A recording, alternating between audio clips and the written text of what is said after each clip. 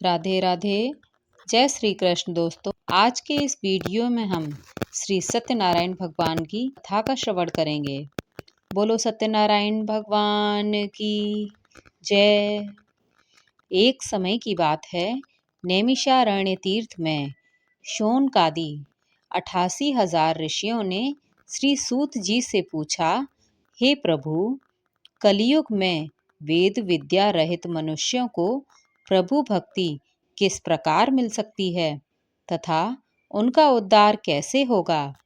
हे मुनि श्रेष्ठ, कोई ऐसा तप बताइए जिससे थोड़े ही समय में पुण्य मिले और मनवांछित फल की प्राप्ति हो जाए।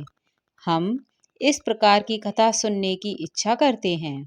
सर्वशास्त्रों के ज्ञाता सूत जी बोले, हे वैष्णव, मैं पूज्य ऋषियों आप सभी ने प्राणियों के हित की बात पूछी है, इसलिए मैं आप सभी को एक ऐसे श्रेष्ठ व्रत के बारे में बताऊंगा जिसे नारद जी ने लक्ष्मी नारायण भगवान जी से पूछा था और लक्ष्मीपति ने मुनि श्रेष्ठ नारद जी से कहा था।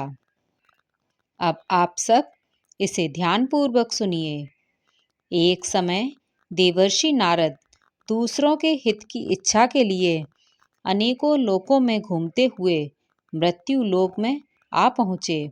यहाँ उन्होंने अनेक योनियों में जन्मे सभी मनुष्यों को अपने कर्मों द्वारा अनेक दुखों से पीड़ित देखा।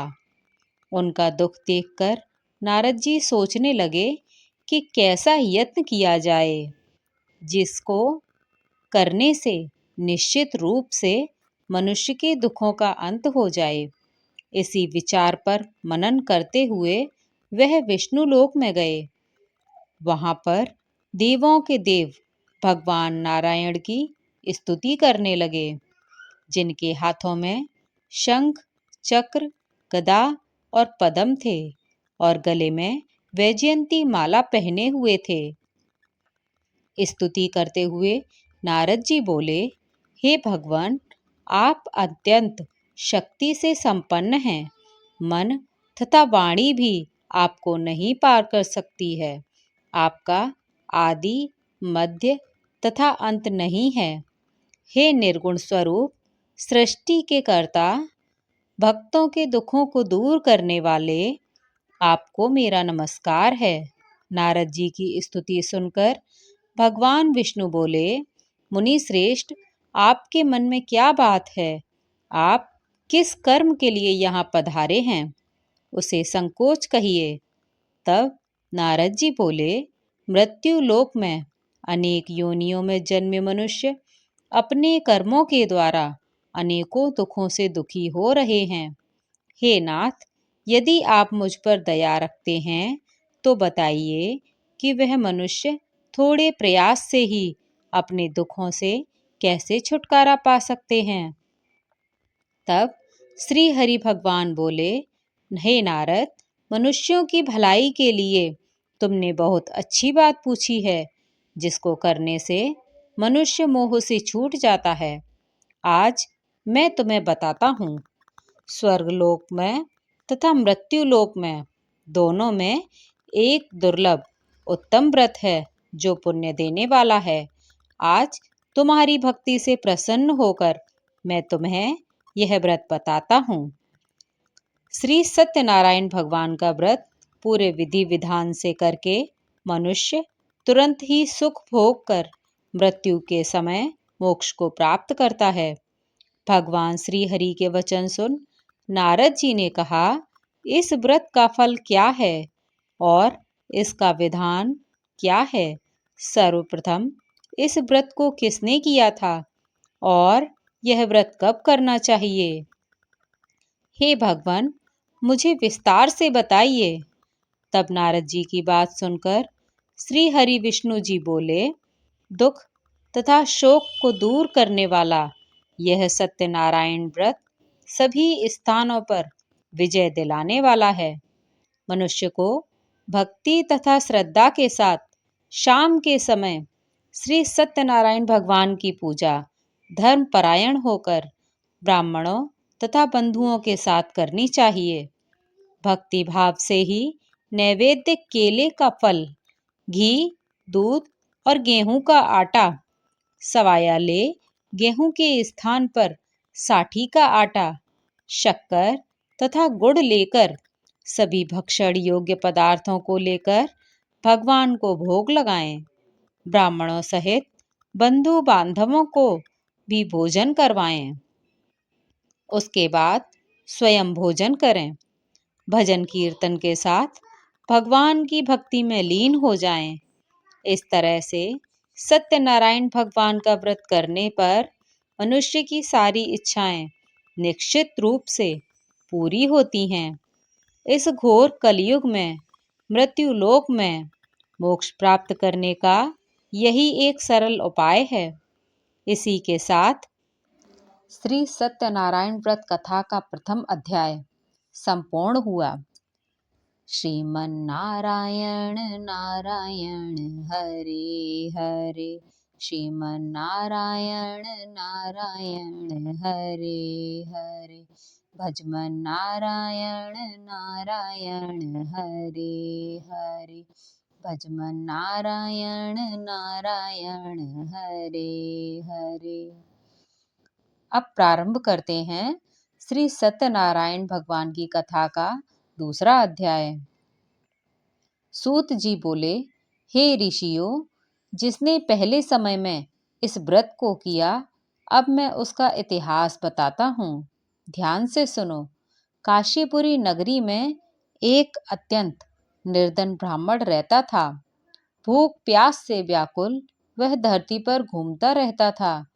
ब्राह्मणों से प्रेम करने वाले भगवान ने एक दिन ब्राह्मण का वेश धारण कर उसके पास जाकर पूछा, हे विप्र, नित्य दुखी होकर तुम पृथ्वी पर क्यों घूमते हो? तब दीन ब्राह्मण ने उत्तर दिया, मैं निर्धन हूँ, भिक्षा के लिए धरती पर घूमता हूँ। यदि आप कोई ऐसा उपाय जानते हो जिससे मेरे दुखों का निवारण हो जाए तो कृपा करके मुझे बताइए। तब ब्राह्मण रूपधारी भगवान बोले कि सत्यनारायण भगवान मनोवांछित फल प्रदान करते हैं, इसलिए तुम उनका पूजन करो। सत्यनारायण भगवान के पूजन से मनुष्य सभी दुखों से मुक्त हो जाता है।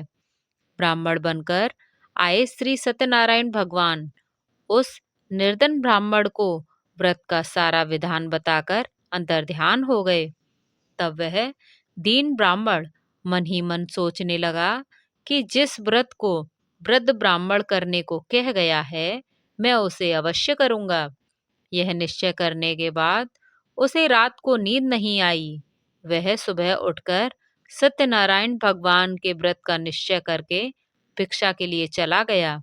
उस दिन निर्धन ब्राह्मण को भिक्षा में बहुत सारा धन मिला, जिससे उसने बंधु बांधवों के साथ मिलकर श्री सत्यनारायण भगवान का व्रत संपन्न किया। भगवान सत्यनारायण का व्रत करने के बाद वह निर्धन ब्राह्मण सभी दुखों से छूट गया और अनेक प्रकार की संपत्तियों से युक्त हो गया। उसी समय से यह ब्राह्मण हर मास इस व्रत को करने लगा। इस तरह से सत्यनारायण भगवान के व्रत को जो मनुष्य करेगा, वह सभी प्रकार के पापों से छूटकर मोक्ष को प्राप्त होगा। सूत जी बोले, श्री नारायण भगवान द्वारा नारद जी को बताए गए श्री सत्यनारायण व्रत को मैंने तुम्हें बताया है। हे विप्रो, अब मैं और क्या बताऊं? तब ऋषियों ने कहा, हे मुनिवर, संसार में उस विप्र से सुनकर और किस किस ने इस व्रत को किया, हम इस बात को सुनना चाहते हैं और इसके लिए हमारे मन में श्रद्धा भाव है। सूत जी बोले, हे मुनियों, जिस जिसने इस व्रत को किया है वह सब सुनो। एक समय वही ब्राह्मण अपने बंधु बांधवों के साथ श्री सत्यनारायण भगवान के व्रत की तैयारी कर रहा था। उसी समय एक लकड़ी बेचने वाला बूढ़ा आदमी आया और लकड़ियां बाहर रखकर अंदर ब्राह्मण के घर में चला गया। प्यास से दुखी वह लकड़हारा उन सभी को व्रत करते देख ब्राह्मण को नमस्कार करके पूछने लगा कि आप ये क्या कर रहे हैं तथा इसको करने से क्या फल मिलेगा, कृपा करके मुझे भी बताएं। तब ब्राह्मण ने बताया कि सब मनोकामनाओं को पूर्ण करने वाला यह सत्यनारायण भगवान का व्रत है। इनकी कृपा से मेरे घर में धन धान्य की वृद्धि हुई है। ब्राह्मण से सत्यनारायण व्रत की महिमा को जानकर लकड़हारा बहुत प्रसन्न हुआ। फिर वह चरणामृत और प्रसाद लेकर अपने घर गया। लकड़हारे ने मन ही मन संकल्प किया कि आज लकड़ी बेचने से जो धन मिलेगा उसी से मैं श्री सत्यनारायण भगवान का उत्तम व्रत करूंगा। मन में इस विचार को ले वह बूढ़ा आदमी सिर पर लकड़ियां रखकर उस नगर में बेचने गया जहां धनी लोग ज्यादा रहते थे। उस नगर में उसे अपनी लकड़ियों का दाम पहले से 4 गुना अधिक मिला। वह प्रसन्न होकर केले, शक्कर, घी, दूध, दही, गेहूं का आटा और सत्यनारायण भगवान के व्रत की सभी सामग्री लेकर अपने घर गया। वहां उसने अपने बंधु बांधवों को बुलाकर पूरे विधि विधान से श्री सत्यनारायण भगवान का पूजन और व्रत किया। इस व्रत के प्रभाव से वह बूढ़ा लकड़हारा धन धान्य तथा पुत्र आदि से युक्त होकर संसार के सभी सुखों को भोग कर अंत में बैकुंठ धाम को चला गया। इति श्री सत्यनारायण व्रत कथा द्वितीय अध्याय संपूर्ण। श्री सत्यनारायण भगवान की जय। श्री कृष्ण गोविंद हरे मुरारी, हे नाथ नारायण वासुदेव। श्री कृष्ण गोविंद हरे मुरारी, हे नाथ नारायण वासुदेव। अब श्री सत्यनारायण व्रत कथा का तीसरा अध्याय प्रारंभ करते हैं। सूत जी बोले, हे श्रेष्ठ मुनियों, अब मैं आगे की कथा कहता हूँ। पुराने समय में उल्कामुख नाम का एक बुद्धिमान राजा था। वह सत्यवक्ता और जितेंद्रिय था। वह प्रतिदिन देव स्थानों पर जाता और निर्धनों को धन देकर उनके कष्ट दुख दूर करता था। उसकी पत्नी कमल के समान मुख वाली तथा सती साध्वी थी। भद्रशलाला नदी के तट पर उन दोनों ने श्री सत्यनारायण भगवान का व्रत किया। उसी समय साधु नाम का एक वैश्य आ गया। उसके पास व्यापार करने के लिए बहुत सा धन भी था। राजा को व्रत करते देख वह विनय के साथ पूछने लगा, हे राजन, भक्ति भाव से पूर्ण होकर आप सब ये क्या कर रहे हैं? कृपा करके मुझे भी बताएं। राजा बोला, हे साधु, अपने बंधु बांधवों के साथ संतान प्राप्ति के लिए महाशक्तिशाली यह सत्यनारायण भगवान का व्रत तथा पूजन कर रहा हूँ। राजन के वचन सुनकर वह आदर सहित बोला, हे राजन, मुझे इस व्रत का विधान बताइए। आपके कहे अनुसार मैं भी इस व्रत को अवश्य करूँगा। मेरी भी कोई संतान नहीं है और इस व्रत को करने से निश्चित रूप से मुझे संतान की प्राप्ति होगी। राजा से व्रत का सारा विधान सुनकर वह व्यापारी व्यापार से निवृत्त होकर अपने घर गया। घर जाकर उसने अपनी पत्नी को संतान देने वाले इस महान व्रत का वर्णन कह सुनाया और कहा कि जब मेरी संतान होगी तब मैं भी इस व्रत को करूँगा। साधु ने इस तरह के वचन अपनी पत्नी लीलावती से कहे। श्री सत्यनारायण भगवान की कृपा से लीलावती गर्भवती हो गई और 10वें महीने में उसने एक सुंदर कन्या को जन्म दिया। वह कन्या चंद्रमा की कलाओं की तरह दिनों दिन ऐसे बढ़ने लगी जैसे शुक्ल पक्ष का चंद्रमा बढ़ता है। माता पिता ने अपनी कन्या का नाम कलावती रखा। एक दिन लीलावती ने बड़े ही मधुर शब्दों में अपने पति को याद दिलाया कि आपने सत्यनारायण भगवान के जिस व्रत को करने का संकल्प किया था उसे करने का समय आ गया है। अब आप इस व्रत को कीजिए। साधु बोला, हे प्रिय, मैं इस व्रत को पुत्री के विवाह पर करूंगा। इस अपनी पत्नी को आश्वासन देकर वह नगर में चला गया। जब कलावती विवाह योग्य हुई तो उसके पिता ने तुरंत ही दूत को बुलाया और कहा कि मेरी कन्या के योग्य वर देख कर आओ। साधु की बात सुनकर दूत कंचन नगर में पहुंच गया और वहां देखकर लड़की के सुयोग्य एक वणिक के पुत्र को ले आया। सुयोग्य लड़के को देख साधु ने बंधु बांधवों को बुलाकर अपनी पुत्री का विवाह करवा दिया। लेकिन दुर्भाग्य की बात थी कि उसने अभी तक श्री सत्यनारायण भगवान का व्रत नहीं किया।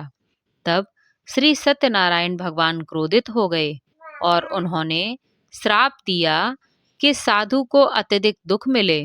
अपने कार्य में कुशल साधु बनिया अपने दामाद को लेकर समुद्र पार स्थित रतनपुर नगर में गया। वहां जाकर दामाद और ससुर दोनों मिलकर चंद के राजा के नगर में व्यापार करने लगे। एक दिन भगवान सत्यनारायण की माया से एक चोर राजा का धन चुराकर भाग रहा था। उसने राजा के सिपाहियों को अपना पीछा करते देखा। चुराया हुआ धन वहां रख दिया जहां साधु नामक बनिया अपने जमाई के साथ ठहरा हुआ था।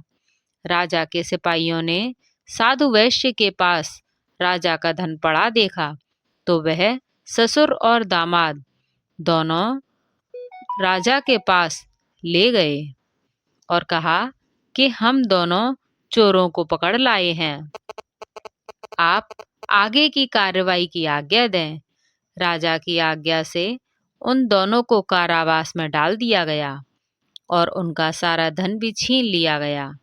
श्री सत्यनारायण भगवान के श्राप से साधु की पत्नी और पुत्री बहुत दुखी हुए। घर में जो धन रखा था उसे चोर चुरा कर ले गए। शारीरिक तथा मानसिक पीड़ा और भूख प्यास से व्याकुल हो अन्न की चिंता में कलावती एक ब्राह्मण के घर गई। वहां उसने श्री सत्यनारायण भगवान का व्रत होते देखा और कथा भी सुनी। वह प्रसाद ग्रहण कर रात को घर वापस आई। लीलावती ने कलावती से पूछा, हे पुत्री, तुम अब तक कहाँ थी? तुम्हारे मन में क्या है? कलावती ने अपनी माता से कहा, हे माता, मैंने एक ब्राह्मण के घर में श्री सत्यनारायण भगवान का व्रत देखा है। कन्या के वचन सुनकर लीलावती को भूली हुई बात याद आ गई और उसने भगवान के पूजन की तैयारी करनी शुरू कर दी।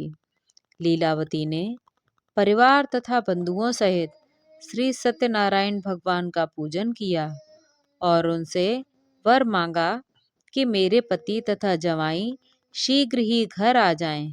साथ ही ये भी प्रार्थना की कि हम सबका अपराध क्षमा करें। श्री सत्यनारायण भगवान लीलावती के व्रत से संतुष्ट हो गए और राजा चंद्रकेतु को सपने में दर्शन देकर कहा, हे राजन, तुम दोनों वैश्य को छोड़ दो और तुमने उनका जो धन लिया है उसे वापस कर दो। अगर तुमने ऐसा नहीं किया तो तुम्हारा धन, राज्य तथा संतान सब कुछ नष्ट हो जाएगा। प्रातः काल राजसभा में राजा ने अपना सपना सुनाया और बोले कि दोनों बनियों को कैद से मुक्त करके सभा में ले आओ। सभा में आते ही दोनों ने राजा को प्रणाम किया। तब राजा मीठी वाणी में बोला, हे महानुभावों, भाग्यवर, ऐसा कठिन दुख तुम्हें प्राप्त हुआ है, लेकिन अब तुम्हें कोई भय नहीं है। इतना कहकर राजा ने उन दोनों को नए वस्त्र आभूषण भी पहनाए और जितना धन लिया था उससे दोगुना धन वापस किया। दोनों वैश्य अपने घर को चल दिए। इति श्री श्री सत्यनारायण व्रत कथा तृतीय अध्याय संपूर्ण। बोलो सत्यनारायण भगवान की जय। श्री कृष्ण गोविंद हरे मुरारी, हे नाथ नारायण वासुदेवा। श्री कृष्ण गोविंद हरे मुरारी, हे नाथ नारायण वासुदेवा। श्री सत्यनारायण व्रत कथा का चौथा अध्याय प्रारंभ हुआ। सूत जी बोले, तब उस बनिए ने मंगलाचार करके अपनी यात्रा आरंभ की और अपने दामाद के साथ अपने नगर की ओर चल दिया। थोड़ी दूर जाने पर एक दंडी वेशधारी श्री सत्यनारायण भगवान ने स्वयं उनसे पूछा, हे साधु, तेरी नाव में क्या है? तब वह वणिक हंसता हुआ बोला, हे दंडी, आप क्यों पूछते हो? क्या धन लेने की इच्छा है? मेरी नाव में तो बेल पत्ते पड़े हुए हैं। वेश्य के कठोर वचन सुनकर भगवान बोले, तुम्हारा वचन सत्य हो। दंडी स्वामी इतना कहकर वहां से दूर चले गए। कुछ दूर जाकर वह समुद्र के किनारे बैठ गए। दंडी स्वामी के जाने के बाद साधु वैश्य ने नित्य क्रिया करके नाव को ऊंचे उठते देखकर अचंभा माना और नाव में बेल पत्ते आदि देखकर वह मूर्छित होकर जमीन पर गिर गया। मूर्छा खुलने पर वह शोक में डूब गया। तब उसके दामाद ने कहा, आप शोक न करें, यह दंडी स्वामी का श्राप है, इसलिए हमें उनकी शरण में जाना चाहिए, तभी हमारी मनोकामना पूर्ण होगी। दामाद की बात सुनकर वह दंडी स्वामी के पास गया और अत्यंत भक्ति भाव से नमस्कार करके बोला, मैंने आपसे जो असत्य वचन कहे थे उनके लिए मुझे क्षमा कर दें। ऐसा कहकर वह दुखी होकर रोने लगा।